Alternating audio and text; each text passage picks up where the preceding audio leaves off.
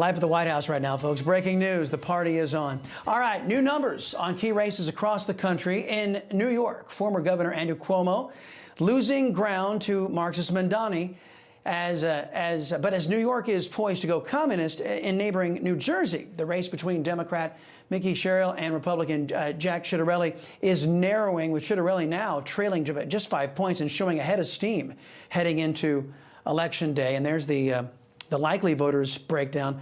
To help us break down the numbers even further, our buddy Jim McLaughlin, pollster for McLaughlin and Associates and pollster for the Trump 2024 campaign. It's good to see you, man. Let's deal with New York first. What are you seeing? You know, it's interesting. Curtis Sliwa should have taken the advice of Jack Ciattarelli, because what Jack Ciattarelli has done in New Jersey is he's making it a point to get Trump voters out in these off-year elections, because that's been one of the big problems, whether it's been in the midterms or with these off-year elections.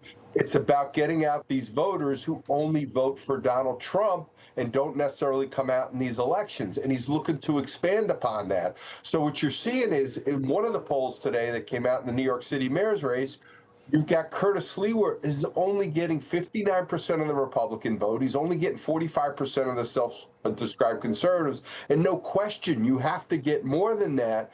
But when you're not even getting your base, and and Donald Trump got about a third of the vote in New York City, it just goes to show you he just hasn't given voters a real reason to vote for him. And unfortunately, it looks like Zohran Mamdani is going to be the next mayor of New York City. It's crazy. Wow, going communist. Yeah, well, next door in New Jersey, the governor there, it could be Jack Ciattarelli. His momentum, is it going to be able to help him all the way through Election Day?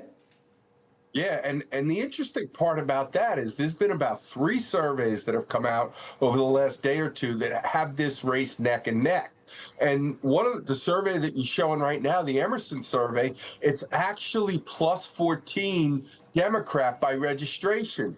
It's probably not going to be that high for the Democrats on Election Day. It's probably only going to be about plus 10.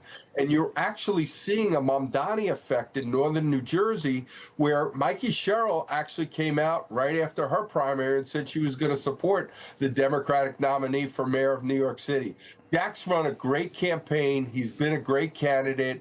And I think a lot of Republicans, or I think a lot of folks, are going to be surprised what happens on Election Day. I think Jack has a real shot at winning in New Jersey. Hey, at least you New Yorkers will have some place to flee to. You know, they'll be close by. In Virginia, the race between the Republican incumbent Jason Miyares and controversial Jay Jones, the Democrat challenger, both are running neck and neck. Where do you see the late breakers going here? I think Jason Jones has blown himself up. But what you have to worry about, hopefully the governor's race remains close, because normally what happens in Virginia is the one party wins all 3 races, whether it's the attorney general's race, the lieutenant governor's race, and the governor's race.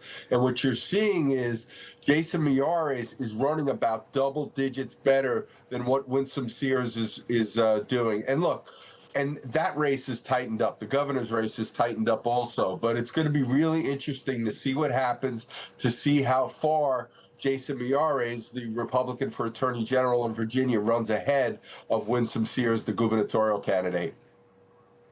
Yeah, let's hope that he can give her a couple of boost ups in those some election help. I'll put it that way, as getting more people out to the polls, because Abigail Spanberger is just bad news if the Commonwealth goes that direction. Jim McLaughlin, thank you very much. Appreciate the time. You know, folks, I thank God for my wonderful wife, my kids, my country, the greatest nation ever. And Americans like you who believe in the truth, the Chris Salcedo Show will never stop fighting for you. The Chris Salcedo Show, for the news you need to know.